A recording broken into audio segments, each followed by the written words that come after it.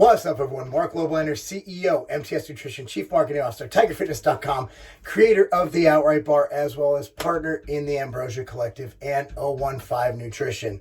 So the question for today is, does the pump build muscle?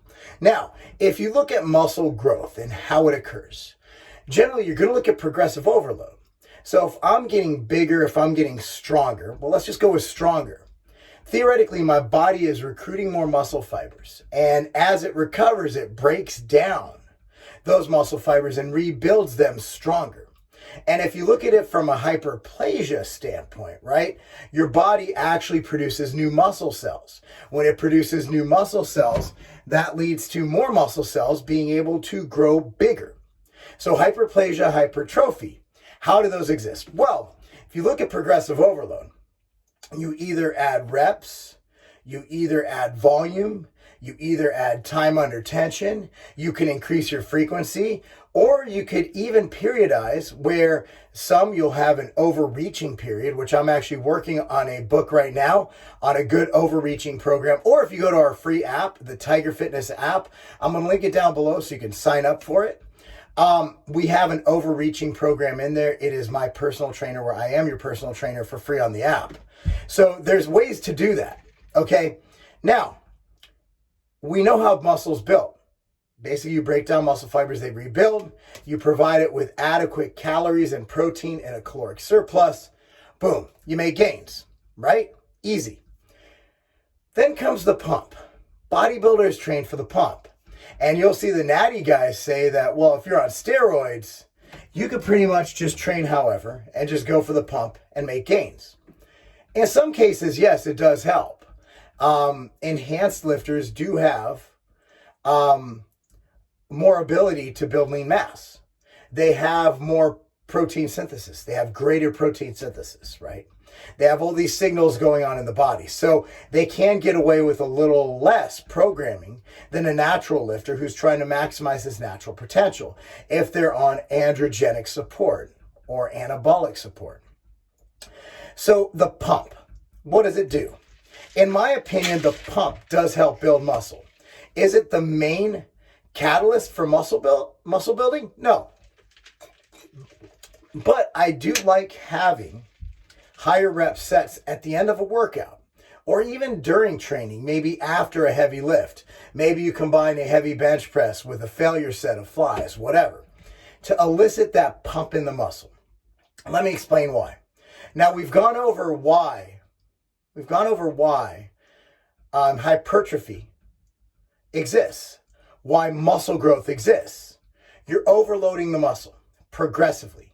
You're providing stimulus. If you did a set of bench, let's say you did 5x5, but then at the end of that fifth set, you throw in a drop set of flies. Let's say you get your 5x5, you do 135 pounds. But on the last set at 135, you go right away and you jump over to just get a quick pump set of band flies or push-ups, whatever. What are you doing? Not only are you getting this hellacious pump in your body, but you're also, what are you doing? You're increasing a variable. You're progressively overloading. You're adding to the volume of that set, of that workout, hence increasing your progressive overload. So the pump, not only does it do that, but what is a pump? It is nutrients. It is blood. It is water rushing to your cells, providing support. The pump is blood flow. When you get a good set of curls, you get that blood flow, that vasodilation.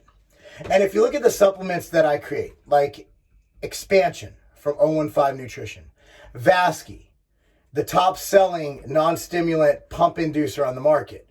You look at the ingredients in Clash. You look at the ingredients in Sniper, in Exalt, in Pump and Grind. You look at things like in Vasky, you have nitrosogene, right? Nitrosogene helps increase blood flow to the muscle cells, right? And then you look at Hydromax. Hydromax helps induce fluid retention within the muscle cell. Two different pathways. So if you look at the pump products, they help to increase liquid. They help to increase blood flow to that muscle, to the intended muscle, to the entire body. But obviously it's going to be channeled towards where your body's putting the work, because that's how the body works. That's a survival mechanism. So what does that do?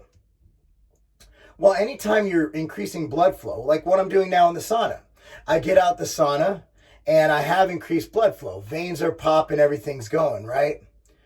What you're doing is when you increase your blood flow, you increase the clearance of lactic acid. You increase the delivery of nutrients to your muscle cell.